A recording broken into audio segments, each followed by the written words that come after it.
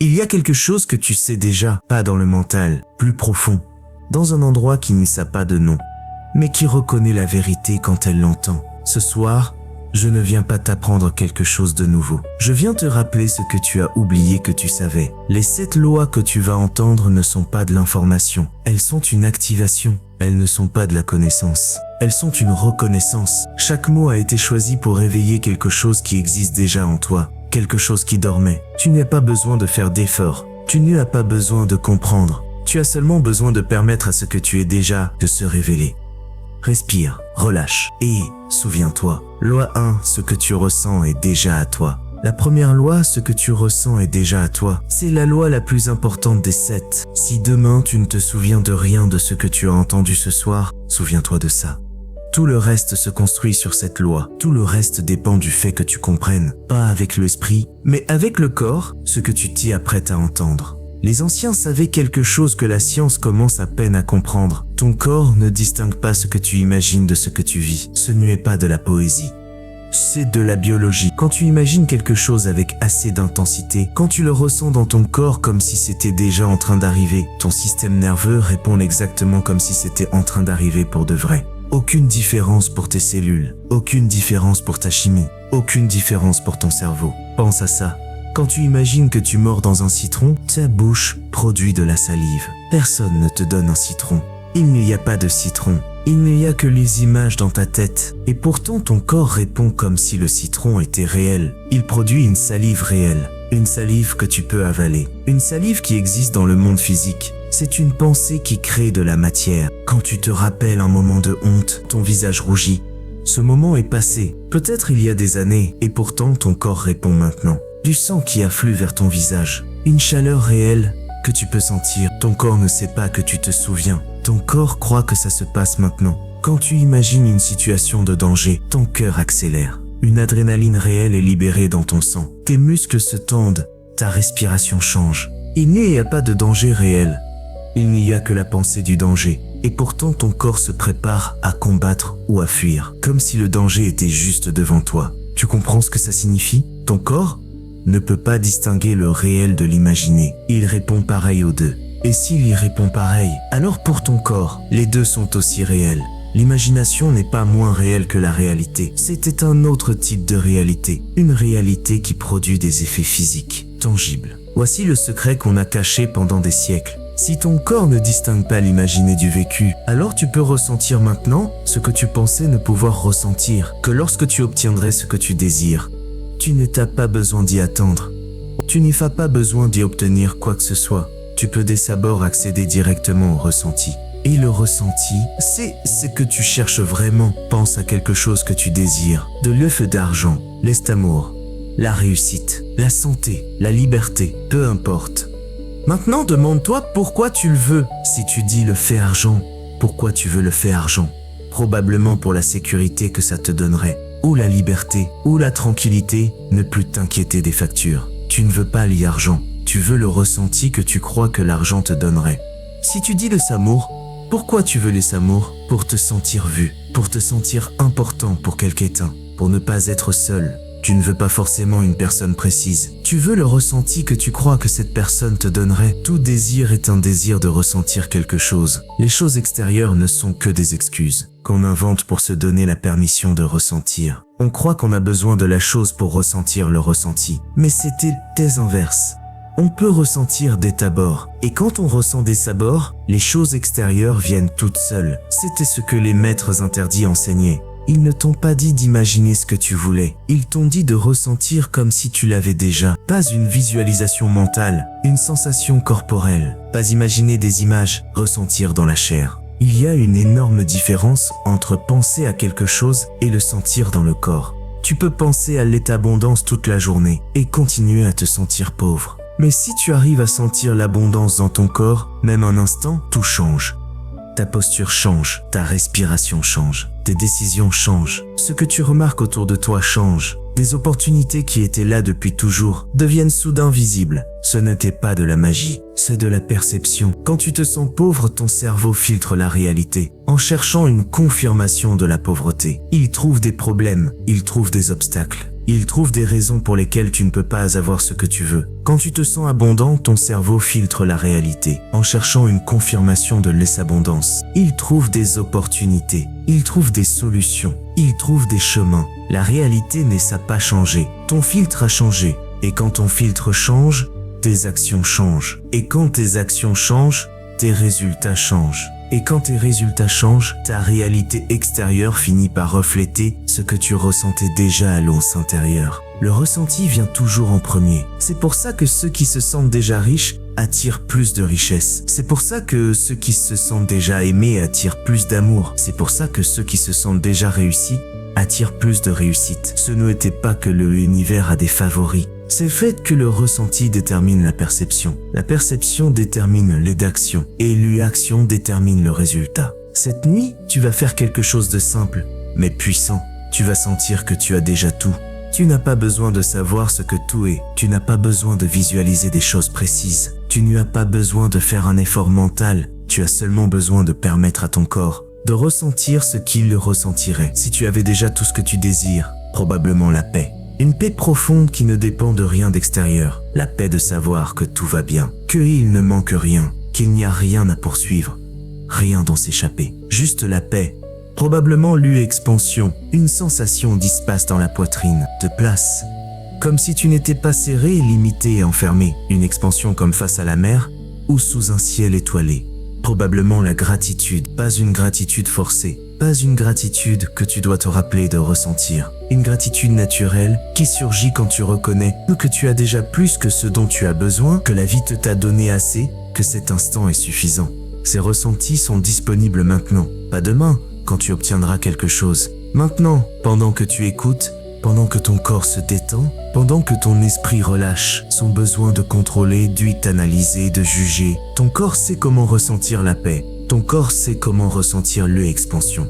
Ton corps sait comment ressentir la gratitude. Tu n'as pas besoin de lui apprendre, tu as seulement besoin de lui permettre. Et cette nuit, pendant que tu dors, ces ressentis vont s'installer plus profondément que n'importe quelle pratique consciente ne pourrait le faire. Parce que le sommeil est le moment où les défenses tombent, où l'esprit critique se repose, où ce que tu ressens entre directement dans endroit où se forme ta réalité. Ce que tu ressens est déjà à toi. Ce n'était pas quelque chose que tu dois obtenir, c'était quelque chose que tu dois permettre. Cette nuit, permets-le. Respire profondément. Essence. Loi 2.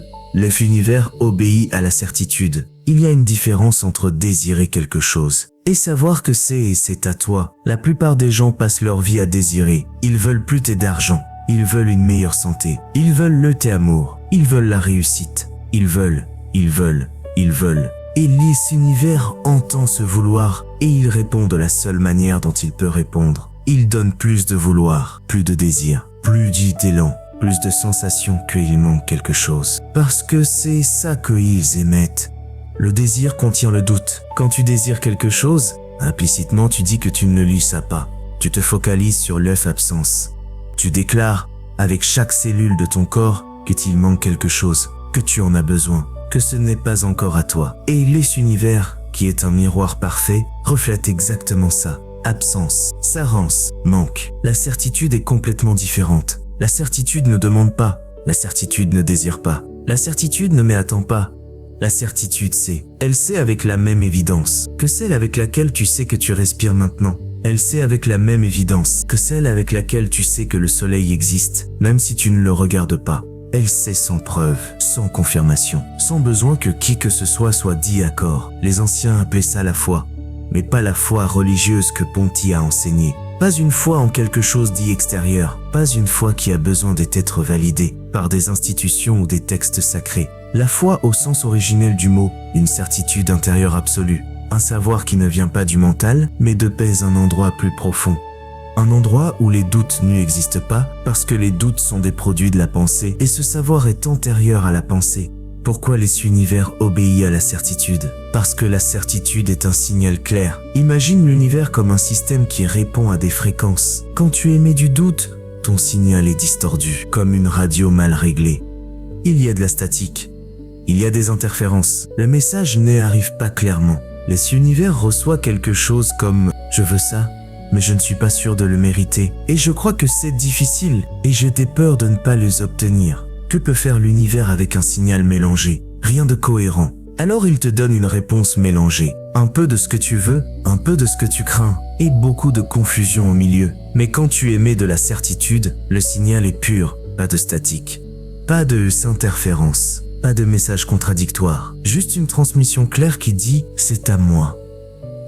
Pas comme une demande, pas comme un espoir, comme un fait, comme une déclaration, comme une réalité qui existe déjà, même si tes yeux ne la voient pas encore. L'univers n'a pas d'autre option que de répondre à ça. Pas parce que c'est une entité qui décide de te récompenser, mais parce que c'est un système qui reflète des fréquences. Et une fréquence de certitude ne peut se refléter que sous forme de manifestation. C'est physique, pas métaphysique. C'est est une loi, pas un désir. Maintenant, voici le problème. Tu ne peux pas faire semblant de t'être certain. Tu ne peux pas jouer la sécurité alors que, à l'intérieur, tu trembles de doute. L'univers ne répond pas à tes mots, ni à tes performances. Il répond à ton état réel, à ce que tu ressens vraiment, au fond du corps, à la fréquence que tu émets réellement, pas à celle que tu essayes de projeter. C'est pour ça que tant de gens échouent avec la loi de l'attraction. Ils disent des affirmations positives, mais ils ne les ressentent pas. Ils visualisent des résultats, mais ils doutent d'y arriver. Ils jouent la foi, mais au fond, ils ont peur. Et l'univers répond au fond, pas à la surface. Il répond à la vérité, pas au théâtre. Alors comment obtenir une vraie certitude? On ne l'obtient pas, on ne la construit pas, on ne la gagne pas par l'effet fort. La certitude n'est pas quelque chose que tu ajoutes, c'était quelque chose que tu découvres quand tu retires ce qui l'a bloqué. Écoute bien, la certitude est ton état naturel, tu es né avec. Avant que Fontaine apprenne à douter, tu savais. Avant qu'on te dise que tu ne pouvais pas, tu croyais que tu pouvais. Avant que le monde te remplisse de peur, tu vivais dans une confiance totale. Cette certitude originelle ne n'y t'a jamais disparu. Elle a seulement été enterrée, sous des couches de conditionnement. Chaque fois que quelqu'un t'a dit que tu n'étais pas assez, une couche. Chaque fois que tu as échoué et que tu t'es dit que c'était parce que tu ne méritais pas la réussite, une autre couche. Chaque fois que quelqu'un que tu aimais est parti, et que tu as conclu que tu n'étais pas digne d'amour, une autre couche. Des couches. Et encore des couches. Jusqu'à ce que la certitude originelle soit si enfouie que tu as oublié que elle existait. Mais elle est toujours là, en dessous de tout, intacte. Elle attend d'être retrouvée. Cette nuit, pendant que tu dors, certaines de ces couches peuvent se dissoudre. Tu ne fais rien à faire pour que ça arrive. En fait, faire serait contre-productif. Les couches ne se dissolvent pas avec le c'est fort. Elles se dissolvent en relâchant, en arrêtant de les tenir, en laissant le sommeil profond faire ce que le sommeil profond sait faire. Ton travail n'est pas de créer la certitude. Ton travail, c'est d'arrêter de nourrir le doute. Chaque fois que tu penses « je ne peux pas », tu nourris le doute. Chaque fois que tu penses « c'est trop difficile », tu nourris le doute. Chaque fois que tu penses « je ne suis pas assez », tu nourris le doute. Et un doute bien nourri grandit jusqu'à bloquer totalement la certitude qui est en dessous. Cette nuit, tu ne vas pas nourrir le doute, tu vas te reposer. Tu vas relâcher, tu vas permettre à ton esprit conscient, là où vit le doute, de s'éteindre temporairement. Et dans cette extinction, la certitude peut respirer, elle peut bouger, elle peut commencer à dissoudre les couches de l'intérieur. Demain, tu ne remarqueras peut-être rien, ou peut-être quelque chose de subtil, une sensation que tout ira bien. Sans explication, une baisse de l'anxiété habituelle, un instant où tu te surprends à agir avec confiance sans l'avoir prévu. Ce sont des signes, la certitude émerge. Tu n'as pas besoin de la forcer, tu n'as pas besoin de la chercher, tu as seulement besoin d'y arrêter de le s'enterrer. L'univers obéit à la certitude, et la certitude est sous tes doutes, elle attend. Cette nuit, fais-lui de la place, respire profondément, relâche le besoin de t'être sûr. Et permet à la vraie sécurité de te trouver. Loi 3, ce que tu nies se multiplie. Cette loi va contredire presque tout. Ce que ton t'a appris sur la pensée positive. On t'a dit d'ignorer le négatif, de ne pas lui donner 10 énergies, de te concentrer uniquement sur le bon et de faire comme si le mauvais n'existait pas. On t'a dit que penser aux problèmes les attirait, que parler de tes peurs les rendait plus grandes, que la seule façon d'y s'échapper à ce que tu ne veux pas, ceux d'été de le nier complètement. Cet enseignement est incomplet, et l'incomplet est parfois plus dangereux que le faux. Oui, ce sur quoi tu te focalises s'amplifie. Tu es fait vrai. Mais il y a une énorme différence entre se focaliser sur quelque chose et reconnaître que ça existe. Se focaliser, c'est lui donner une attention soutenue, une énergie émotionnelle. une inquiétude constante, des pensées répétitives. Reconnaître, c'est simplement admettre que c'est là, le voir clairement, et ensuite décider quoi faire de cette information. Le déni n'est pas lui poser de la focalisation. Le déni est une focalisation déguisée, une focalisation inversée, une focalisation qui consomme autant d'énergie qu'une obsession, mais de façon cachée. Pense à ça. Quand tu nies quelque chose, tu dois dépenser de l'énergie en continu pour le maintenir hors de ta conscience. C'est comme essayer de maintenir un ballon de plage sous l'eau. Tu peux le faire, mais ça demande un effort permanent. Tu dois pousser encore et encore. Tu ne peux pas te détendre. Tu ne peux pas te distraire parce qu'au moment où tu arrêtes de pousser, le ballon remonte des grands coups avec plus de force que celle que tu as utilisée pour l'enfoncer. C'est comme ça que fonctionne tout ce que tu nies. La peur que tu nies ne disparaît pas. Elle s'y t'enfonce dans ton inconscient. Tu ne la vois plus. Mais depuis là, elle agit toujours. Elle contrôle tes décisions sans que tu saches pourquoi. Elle te fait éviter certaines situations sans raison apparente. Elle te sabote de façon que tu ne peux pas retracer parce que la cause est cachée. La colère que tu nies ne se dissout pas. Elle s'y accumule dans ton corps. Elle devient tension chronique, maux de tête, problème digestif, ou elle explose un jour, au pire moment, sur la mauvaise personne, avec une intensité qui ne correspond pas à la situation. Et tu te demandes, ici où ça sort de tout ce que tu as nié, pendant des mois ou des années. La tristesse que tu nies ne s'en va pas. Elle se transforme en quelque chose de pire. Elle devient dépression. C'est une tristesse sans sortie. Elle devient vide, apathie. Cette sensation que rien n'ira dès sa importance. La tristesse voulait être ressentie et libérée. Tu lui as nié. Et maintenant elle est coincée en toi. Elle pourrit. Ce que tu nies se multiplie. Parce que l'énergie que tu utilises pour le nier le nourrit. C'est de la physique émotionnelle. Rien ne disparaît juste parce que tu ne le regardes pas. La saleté que tu caches sous le tapis reste de la saleté et avec le temps, elle commence à sentir. Et l'odeur se répand dans toute la maison, même si tu ne vois pas la source. Les anciens maîtres le savaient. Ils savaient que la vraie libération ne vient pas du déni, mais de l'acceptation. Et c'était là que beaucoup se trompent. Accepter ne veut pas dire se résigner. Accepter ne veut pas dire être d'accord. Accepter ne veut pas dire aimer ce qui se passe. Accepter, c'est reconnaître ce qui est exactement comme c'est, sans lutter contre. La lutte donne du pouvoir à ce que tu ne veux pas. Quand tu luttes contre une pensée, tu la renforces. Quand tu luttes contre une émotion, tu l'intensifies. Quand tu luttes contre une circonstance, tu lui donnes plus de place dans ta vie. La résistance crée la persistance. Ce à quoi tu résistes persiste. Mais ce que tu acceptes peut se transformer. Quand tu arrêtes de lutter contre la peur et que tu la reconnais simplement, quelque chose d'étrange se produit.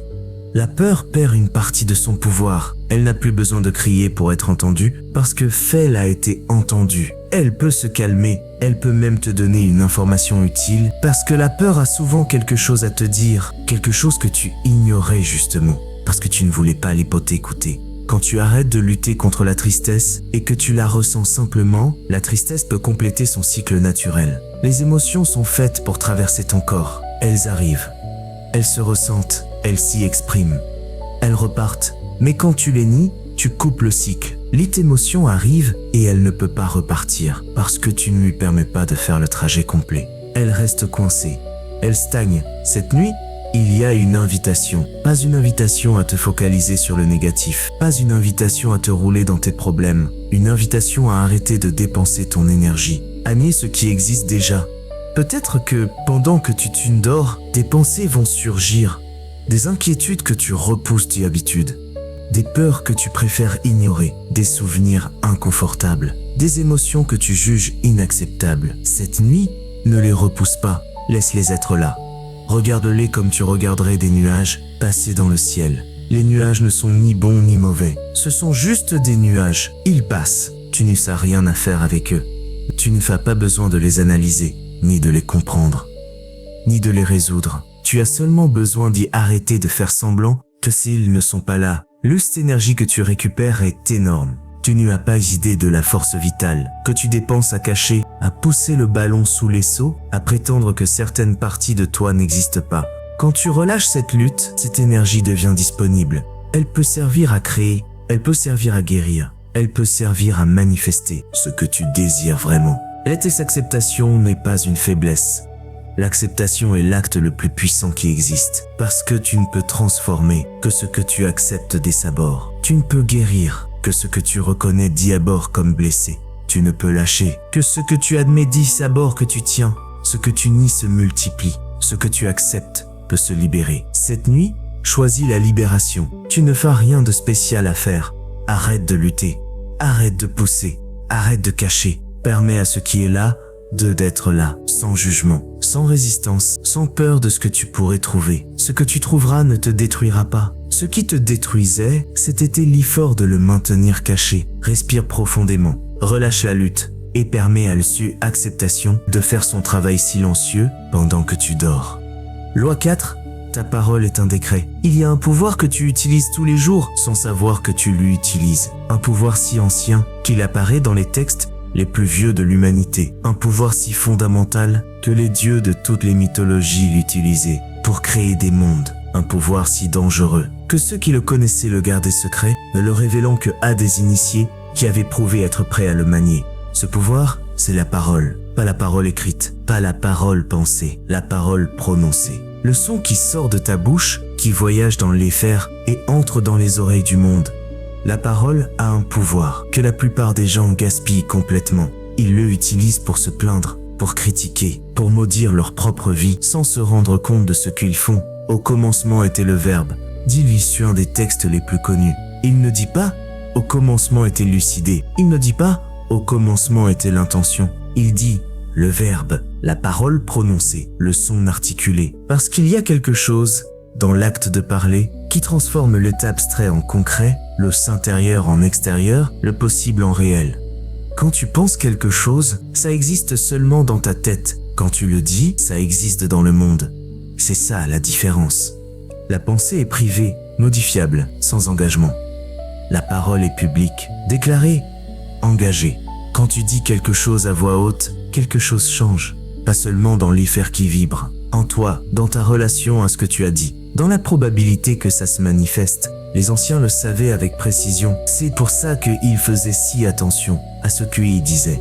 C'est pour ça qu'il y avait des mots que son ne prononçait pas, sauf lors de cérémonies sacrées. C'est pour ça que les vrais noms étaient gardés secrets. Parce que connaître le nom de quelque chose, c'était avoir du pouvoir sur cette chose. La parole ne c'était pas une communication banale. C'était de la magie, de la création, un décret. Un décret n'est pas la même chose qu'un souhait. Un souhait dit « j'espère que ça arrivera ». Un décret dit « tu étais comme ça ». Un souhait demande la permission. Un décret déclare une autorité. Un souhait attend qu'un extérieur réponde. Un décret sait que le pouvoir est dans celui qui parle, pas dans celui qui écoute. Chaque mot que tu prononces est un décret, même si tu ne le sais pas, même si tu ne le veux pas. Chaque fois que tu ouvres la bouche et que tu laisses sortir un son articulé, tu décrètes quelque chose sur ta réalité. Tu envoies un ordre à l'univers. Tu déclares ce qui est vrai pour toi. Le problème, c'est que la plupart des gens décrètent leur propre malheur. Écoute comment les gens parlent. Écoute-toi. Je ne peux pas. Je ne sais pas. Je ne suis pas capable. C'est trop difficile.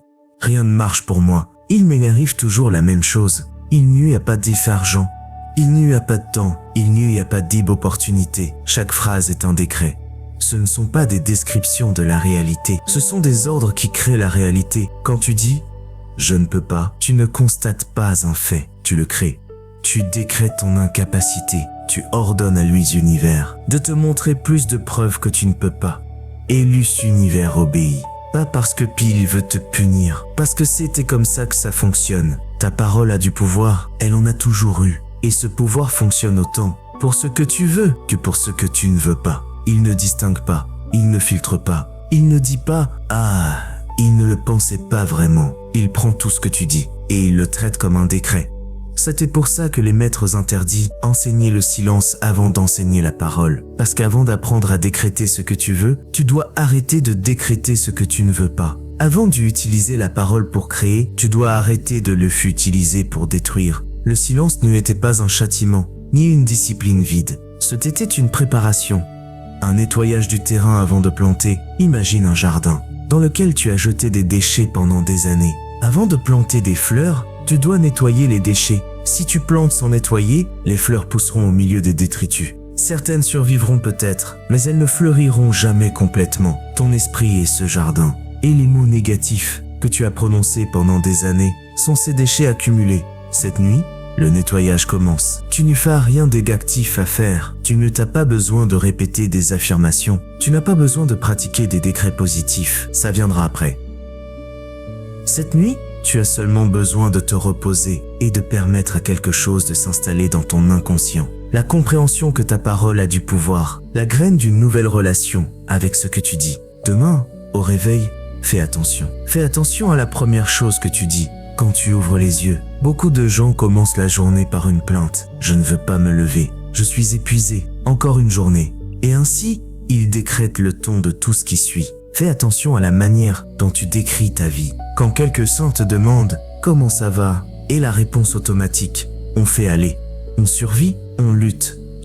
Des décrets déguisés en réponse banale. Des ordres à l'univers déguisés en conversation sociale. Fais attention à la manière dont tu parles de toi. Je suis un désastre. Je suis tête en les faire. Je suis nul pour ça. Je suis incapable de ça. Chaque fois que tu dis « je suis » suivi de quelque chose de négatif, tu signes un contrat avec les univers. Tu déclares ton identité. Tu ordonnes que ce soit vrai. Et l'univers, toujours obéissant, fait en sorte que ce soit vrai.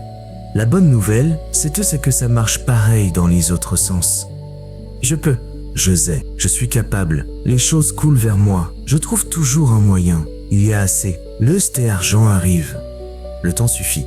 Les opportunités apparaissent. Ce sont aussi des décrets. Et l'univers y obéit, avec la même précision, avec la même inévitabilité. Ta parole est un décret, pour le meilleur ou pour le pire. Le pouvoir est le même, seule la direction change. Mais ça ne suffit pas de dire des mots positifs si tu ne les ressens pas. Et là, cette loi se relie à la première. Ce que tu ressens est déjà à toi. Si tu dis « je suis abondant », mais que tu ressens la pénurie, c'est le ressenti qui gagne. Les univers répondent à la fréquence totale, pas seulement aux mots. Mais quand la parole et le ressenti s'y alignent, le pouvoir se multiplie de façon exponentielle. Le mot consentement est le décret le plus puissant qui existe. C'était pour ça que les anciens rituels mélangeaient des mots précis avec des états émotionnels intenses. Ce n'était pas de la superstition, c'était une technologie spirituelle, un savoir précis sur la manière dont fonctionne la manifestation. Cette nuit, quelque chose s'y installe en toi. Pas une technique que tu dois pratiquer avec effort, une compréhension qui va changer graduellement la manière dont tu parles sans que tu aies besoin de forcer. Quand tu comprends vraiment que ta parole a du pouvoir, tu commences à s'y utiliser autrement. Naturellement, sans discipline forcée, tu deviens plus attentif, pas par peur, par respect. Comme quelqu'un qui apprend à manier une arme et qui ne la brandit plus n'importe comment. Pas parce que qu'il y a peur de l'arme, parce que pile comprend ce que tel peut faire. Ta bouche est cette arme. Chaque mot qui sort est une balle qui voyage vers le futur et crée ce que celle rencontre. Tu peux continuer à tirer au hasard, à toucher des cibles que tu ne voulais pas toucher, à détruire des choses que tu ne voulais pas détruire. Ou tu peux apprendre à viser. Cette nuit, la graine de cet apprentissage est plantée. Ta parole est un décret. Elle lui a toujours été. Maintenant tu le sais. Et savoir change tout. Respire profondément. Sens le pouvoir dans ta gorge qui attend d'être utilisé correctement. Et repose-toi, pendant que ton inconscient intègre cette vérité ancienne. Loi 5, le vide attire l'abondance. La 5e loi, le vide attire l'abondance. Cette loi va te demander quelque chose que tu t'as probablement jamais appris. On va te demander de relâcher, de vider, de laisser partir. Et chaque partie de toi qui a été entraînée à accumuler, à retenir, à s'y accrocher, va résister. Parce que nous vivons dans une culture qui adore le plein et qui a peur du vide. Une culture qui célèbre l'accumulation et qui punit le lâcher-prise. Une culture qui confond avoir beaucoup avec aller bien. Mais les anciens savaient autre chose. Ils savaient que le vide n'était pas une absence, c'était un espace. Ils savaient que le vide n'était pas une carence, c'était un potentiel. Le vide n'était pas une perte, c'était une invitation. Le vide est l'utérus, dans lequel tout ce qui est nouveau-né. Sans vide, rien n'est ça de place pour arriver. Sans espace, il n'y a nulle part où mettre ce que tu désires. Regarde autour de toi, regarde ta maison, tes placards, tes tiroirs. Combien de choses là-dedans tu n'utilises pas? Combien des objets accumulés que tu as cru nécessaires un jour et qui maintenant ne font qu'occuper de la place? Des vêtements que tu ne mets pas, des appareils qui ne fonctionnent pas, des choses gardées au cas où et ce cas n'y arrive jamais. Maintenant, regarde ton esprit. Combien de pensées là-dedans ne te servent pas? Combien de inquiétudes accumulées que tu as cru importantes un jour et qui maintenant n'occupent que de l'espace mental? De vieilles peurs qui ne s'y appliquent plus. Des rancunes que tu portes par habitude, des projets abandonnés que tu ne supprimes jamais vraiment, des attentes des autres que tu as adoptées sans les questionner. Ton esprit est aussi plein que tes placards, et tant qu'il est plein, il n'y a pas de place pour du nouveau. C'était la physique de la manifestation, celle que personne ne t'explique. Tu ne peux pas attirer l'abondance dans un contenant déjà plein.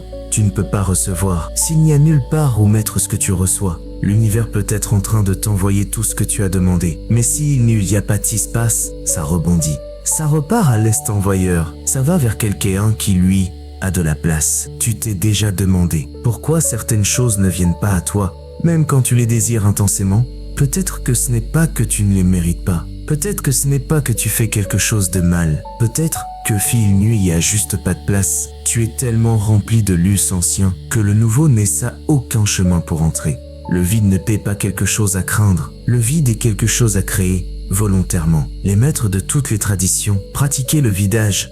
Le jeûne n'était pas seulement pour le corps. C'était pour créer du vide, afin qu'une énergie nouvelle puisse entrer. Le silence n'était pas seulement l'absence de son. C'était pour créer du vide, afin qu'une sagesse nouvelle puisse être entendue. La retraite n'était pas une fuite du monde.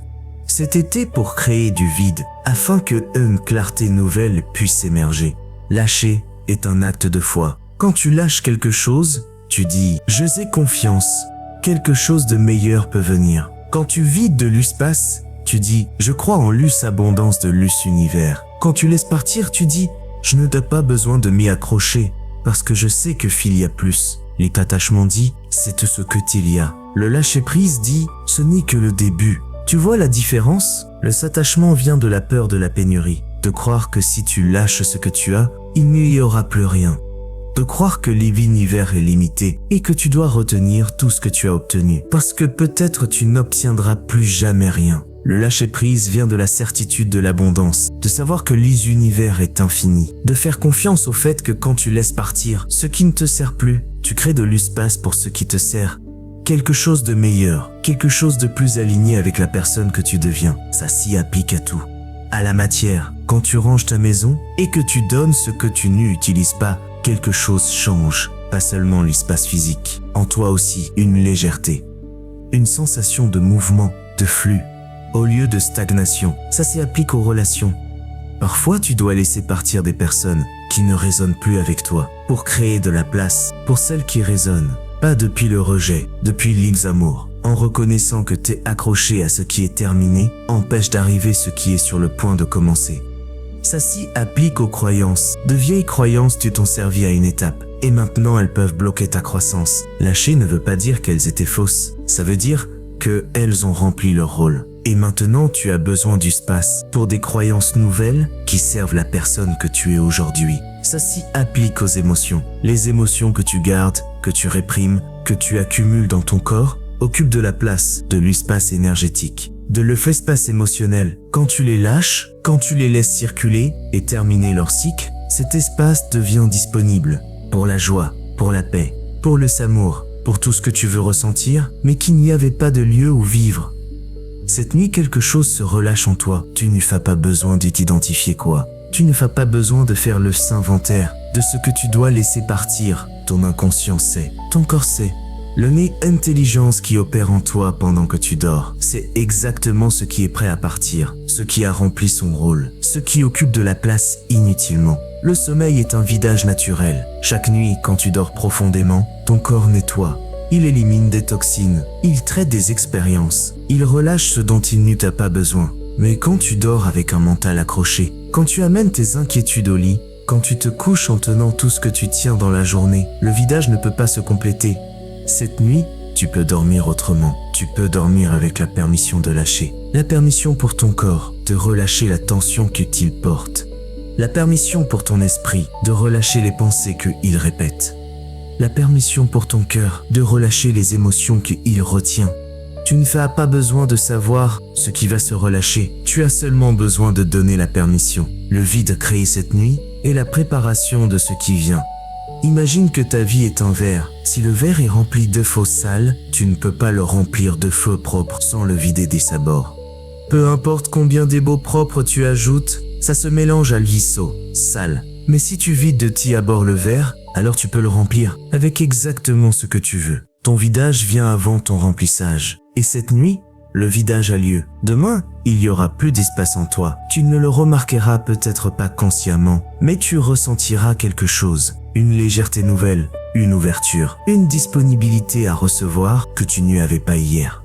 Parce que le vide attire le vide abondance. Ça a toujours été vrai. L'univers ne peut pas résister à remplir un vide. C'est une loi physique. La nature déteste le vide et elle court pour le remplir. Et il en va de même pour ta vie. Crée le vide et l'univers courra le remplir avec exactement ce dont tu as besoin. Pas ce que ton mental croit que tu as besoin, ce dont tu as réellement besoin. Parfois ce sont deux choses différentes et c'était seulement quand il y a de l'espace que peuvent arriver les choses que ton âme demande vraiment. Respire profondément. Sens à chaque expiration quelque chose qui se relâche. Tu n'y as pas besoin de savoir quoi. Expire et permets au vide de se créer. Laisse abondance attend cet espace. Il faut rentrer. Loi 6, la répétition crée la réalité. Tout ce que tu crois sur toi, tu le vis à sa prise par répétition. Personne ne naît en croyant qu'il ne t'est pas assez. Personne ne naît en pensant que Phil ne mérite pas les amours. Personne ne naît en ressentant que l'argent est difficile à obtenir ou que la vie est une lutte constante. Ces croyances ont été installées, goutte après goutte, répétition après répétition, jusqu'à devenir tellement toi que tu as oublié qu'elles n'ont pas toujours été là. Pense à la manière dont tu as appris ton prénom. Quand tu es né, tu ne savais pas comment tu t'y appelais. Tu n'avais pas de concept d'identité. Tu étais une conscience pure, sans étiquette. Et puis un son a commencé à se répéter. Ta mère le répétait, ton père le répétait, tout le monde autour de toi le répétait, en te regardant. Et petit à petit, ce son s'est associé à ton être. Tu es devenu ce prénom. C'est de la programmation par répétition. Maintenant, pense à tout le reste que tu as appris de la même manière. Tu es trop lent. On te laisse à dire encore et tu es devenu lent. Pas parce que tu étais lent par nature, mais parce que la répétition a créé la croyance et la croyance a créé le comportement. L'eau d'argent ne pousse pas sur les arbres. On te laisse à répéter jusqu'à l'épuisement. Et tu as grandi en croyant que les argents étaient rares, difficiles, limité. Pas parce que c'était vrai, parce que la répétition a programmé cette perception en toi. La vie est dure, tu l'as entendu tellement de fois que tu as cessé de le questionner et ta vie est devenue dure. Pas parce que la vie est dure par essence, mais parce que tu t'y attendais à la dureté. Tu cherchais des preuves de dureté et tu créais de la dureté à travers chaque décision filtrée par cette croyance. La répétition est le langage de le fait inconscient. Ton esprit conscient peut entendre quelque chose une fois et le comprendre. Il peut lire un livre, capter l'idée et passer à autre chose. Mais ton inconscient ne fonctionne pas comme ça. Ton inconscient ne répond pas à ce que tu entends une fois. Il répond à ce que tu entends 100 fois, 1000 fois, 1 million de fois. C'est pour ça que tu peux lire tous les livres de développement personnel sans changer. Tu comprends les idées intellectuellement, mais elles ne lui atteignent pas ton inconscient parce que elles ne se répètent pas assez. Tu lis « Je mérite le Miss Abondance ». Tu hoches la tête et tu retournes dans ta vie où tu te répètes 100 fois par jour que tu n'y as pas assez. Quel message gagne? T'es pas près toi. Celui que tu as lu une fois ou celui que tu te répètes constamment? La répétition gagne toujours. Les anciens le savaient parfaitement. C'était pour ça que leur pratique spirituelle était basée sur la répétition. Des mantras répétés des milliers de fois. Des prières récitées chaque jour pendant des années. Des rituels réalisés aux mêmes heures, avec les mêmes mots, dans les mêmes lieux. Ce n'était pas de la superstition, c'était une technologie de reprogrammation. Chaque répétition est une goutte du seau. Une goutte d'eau ne fait rien à une pierre. Mais des millions de gouttes d'épeau, tombant au même endroit pendant des années, traversent la pierre. Elles créent des canyons. Elles transforment des paysages. Le pouvoir n'était pas dans la goutte. Il est dans l'accumulation, dans la persistance, dans la répétition infatigable. Ton esprit est cette pierre.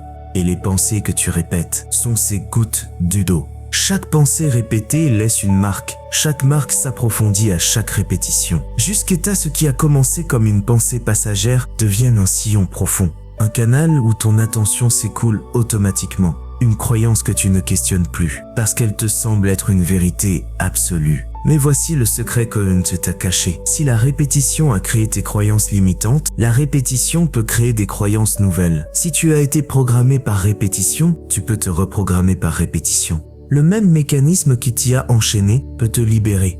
Le même outil qui a construit ta prison peut construire ton palais. Tu ne n'as pas besoin d'années de thérapie. Tu n'as pas besoin de comprendre l'origine de chaque croyance limitante. Tu n'as pas besoin d'y analyser ton enfance, ni de revivre tes traumatismes. Tu as seulement besoin d'une nouvelle répétition, une répétition cohérente, persistante, implacable, de ce que tu veux croire, jusqu'à ce que ce soit plus fort que ce que tu croyais avant. C'était la science derrière les affirmations. Elles ne fonctionnent pas parce qu'elles sont magiques, elles fonctionnent parce qu'elles sont répétitions, mais la plupart des gens les utilisent mal. Ils répètent une affirmation 10 fois le matin, et ensuite, ils se contredisent tout le reste de la journée.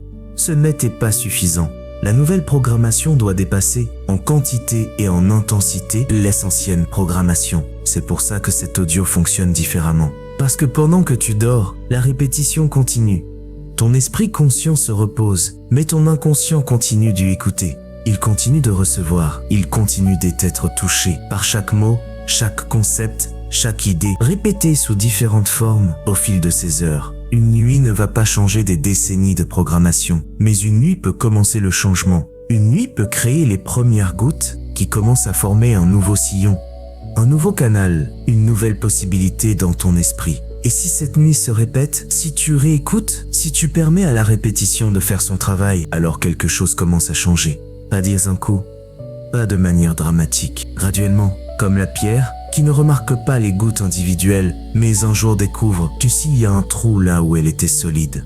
La répétition fonctionne aussi dans le corps. Les athlètes le savent. Ils ne deviennent pas experts en comprenant le mouvement. Ils deviennent experts en le répétant des milliers de fois. Jusqu'à ce que le mouvement cesse d'être quelque chose qu'ils pensent et devienne quelque chose qu'ils sont. Jusqu'à ce que le corps le fasse tout seul, sans l'intervention du mental. Tes croyances peuvent devenir comme ça. Tu peux répéter une vérité nouvelle sur toi, jusqu'à ce que tel cesse d'être quelque chose que tu penses et devienne quelque chose que tu es. Jusqu'à ce que le « abondance » ne soit plus une phrase que tu récites, mais une réalité que tu vis. Jusqu'à ce que l'amour de soi ne soit plus un concept que tu comprends, mais une expérience que tu ressens automatiquement. Cette nuit, la répétition est en train d'y s'agir. Chaque loi renforce les autres. Chaque concept se relie au précédent. La première loi se répète dans la deuxième dans la troisième. Tout s'entrelace. Tout se renforce, tout se répète. Ton esprit conscient ne remarque peut-être pas tout, mais ton inconscient enregistre. Et pendant que tu dors, le processus continue. Ton cerveau traite ce qu'il a entendu. Il le intègre. Il le répète intérieurement, de façon que tu ne peux pas contrôler et que tu n'as pas besoin de contrôler. La répétition se fait seule. Le travail se fait pendant que tu te reposes. Demain, tu ne te réveilleras pas transformé, mais quelque chose aura changé. Un sillon microscopique dans une nouvelle direction. Une goutte tombée à un nouvel endroit. Le début de quelque chose qui, avec assez de répétition, peut devenir une nouvelle réalité. La répétition crée la réalité. Ça a toujours été vrai. Maintenant, tu peux l'utiliser à ton avantage. Pas une fois. Pas seulement quand tu t'en souviens. De façon cohérente. Persistante comme les gouttes d'eau, qui ne se demandent pas si elles font un effet. Elles tombent, et elles tombent, et elles tombent, jusqu'à ce que la pierre cède. Ton ancienne programmation est cette pierre, et chaque fois que tu entends quelque chose de nouveau, chaque fois que tu répètes une vérité plus utile, chaque fois que tu exposes ton inconscient à des possibilités différentes, une goutte tombe. Cette nuit, beaucoup de gouttes tombent. Laisse-les tomber. Respire profondément. Et permet à la répétition de faire son travail silencieux pendant que tu dors. Loi 7, le sommeil est le portail. Il y a une raison pour laquelle tu écoutes ça la nuit. Il y a une raison pour laquelle ce savoir se transmet pendant que tu te prépares à dormir. Il y a une raison pour laquelle les anciens maîtres donnaient leurs enseignements les plus importants dans les heures qui précèdent le sommeil. Quand l'esprit conscient commence à relâcher son contrôle et que quelque chose de plus profond s'ouvre. Le sommeil ne pète pas seulement du repos. Le sommeil est un portail, une porte entre des mondes. Un passage entre ce que tu es et ce que tu peux être. Entre ce que tu crois maintenant et ce que tu pourrais croire. Entre la réalité que tu connais et les réalités qui sont possibles. Pendant la journée, ton esprit conscient est en garde. Il filtre tout ce qui entre. Il questionne. Il analyse. Il doute. Il rejette ce qui ne correspond pas à ce qu'il y croit déjà. Et ce, t'es un gardien jaloux. Il protège le territoire du connu et il se méfie de tout ce qui est nouveau. Et ce n'est pas mauvais. Ce gardien te permet de fonctionner dans le monde. Il t'aide à naviguer la réalité partagée sans te perdre. Mais ce même gardien empêche le changement profond, parce que pour changer profondément, il faut que quelque chose de nouveau entre sans être filtré. Il faut que les idées arrivent directement à l'endroit où se forment les croyances, sans passer par le tribunal du mental critique qui les juge et les rejette, avant qu'elles puissent agir. Le sommeil, c'est quand le gardien se repose, quand tu fermes les yeux et que tu commences à t'y endormir, quelque chose change dans ton cerveau. Les ondes cérébrales ralentissent, tu passes de bêta à alpha, d'alpha à theta, de theta à delta, et à chaque transition, le gardien perd un peu plus de contrôle. Il se détend, il se distrait, il finit par s'y endormir. Et alors le portail s'y ouvre. Ce qui entre pendant que le gardien dort, ne t'est pas questionné, ne t'est pas analysé, ne t'est pas rejeté. Ça entre, ça s'y installe, ça s'intègre à tout ce qui est déjà là dans ton inconscient. Et quand le gardien se réveille le matin, le nouveau est déjà dedans. Ce n'est plus un intrus, c'était un résident. C'était pour ça que ce que tu entends avant de dormir est si puissant. Les dernières paroles qui entrent dans ton esprit avant que tu traverses le portail ont une énorme longueur d'avance. Elles voyagent avec toi de l'autre côté. Elles sont traitées toute la nuit, intégrées pendant que tu rêves, consolidées pendant que ton cerveau fait son travail nocturne d'organisation et de consolidation. Les anciens connaissaient ce secret. Les traditions du monde entier avaient des pratiques nocturnes, des prières avant de dormir, des méditations au crépuscule, des rituels de préparation au sommeil. Ce ne c'était pas de la superstition, ni une routine vide. C'était l'utilisation volontaire du portail. L'exploitation consciente du moment où l'esprit est le plus réceptif. Les dernières impressions de la journée déterminent le travail de la nuit. Si tu t'endors inquiet, ton cerveau traite l'inquiétude toute la nuit. Si tu t'endors en colère, ton cerveau traite la colère. Si tu t'endors en regardant des catastrophes aux informations, ton cerveau traite des catastrophes. Et tu te réveilles comme si tu n'avais pas reposé, parce que ton esprit a travaillé sur un matériau toxique pendant des heures.